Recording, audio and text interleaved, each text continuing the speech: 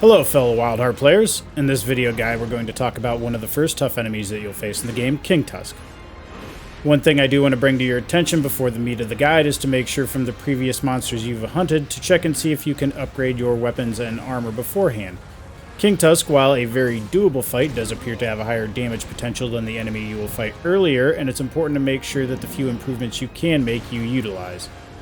Also, make sure to check your monster encyclopedia to know where Kingtusk's optimal damage zones are and what his weaknesses are, even though admittedly early in the game you will have limited resources to take advantage of those weaknesses. First up is his Ground Slam. It's an attack that deals area of effect damage and can stun nearby players.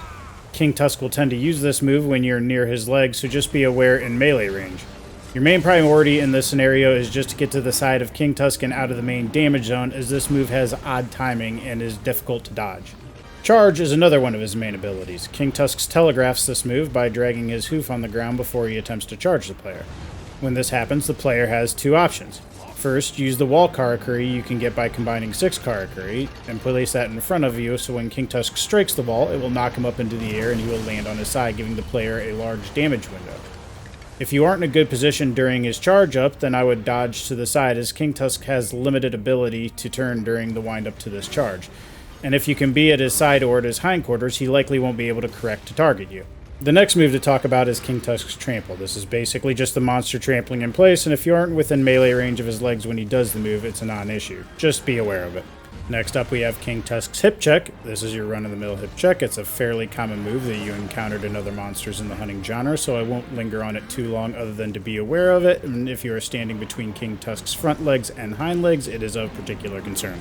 Kingtusk also has a tail swipe. It will obviously occur when you are attacking at his tail. It is a swipe and then a simple return swipe. You can back away during the move, or if you feel confident enough, try to dodge through the move. If you are attacking Kingtusk from the front, you may encounter his Tusk Swipe. It's a swipe of his tusks, then a return swipe, followed by a slamming of his head on the ground.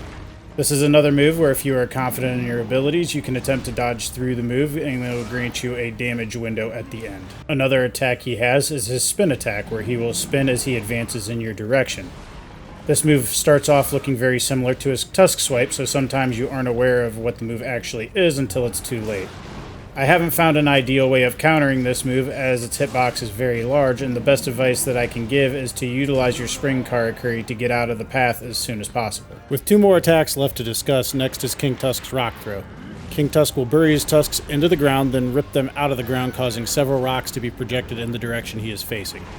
Here the player can either escape to the side or attempt to dodge through the rocks, leaving a small damage window. The final move we will discuss of his normal form is where he causes roots to sprout out of the ground.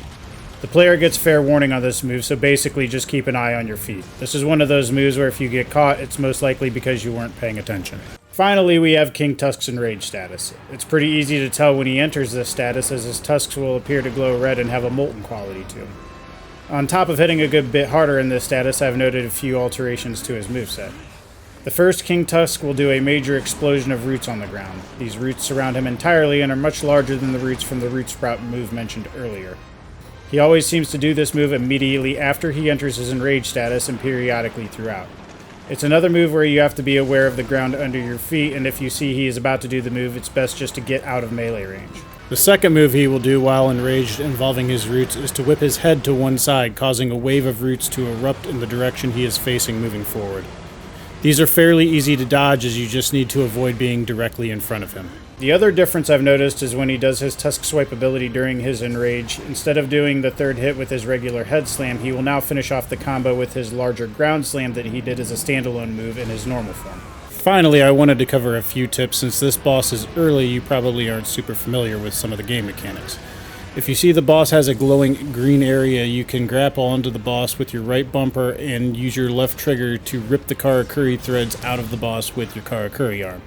This will give you a significant amount of Karakuri to build during the fight. The last tip I wanted to touch on is Kingtusk's breakable parts. Kingtusk's tail can be severed, as well as his tusks are breakable and the thorns on his back. All of these will reward the player with more materials, so keep that in mind during the fight. In conclusion, Kingtusk is a very doable boss, though he is your first somewhat significant hurdle in the game. In my opinion, it is basically just the game throwing a monster at the player that will get him to respect the increased damage potential of monsters going forward. That's it for this one, guys. If you found this guide useful, a like and subscribe will be greatly appreciated, as I intend to make more guide content on Wild Hearts going forward.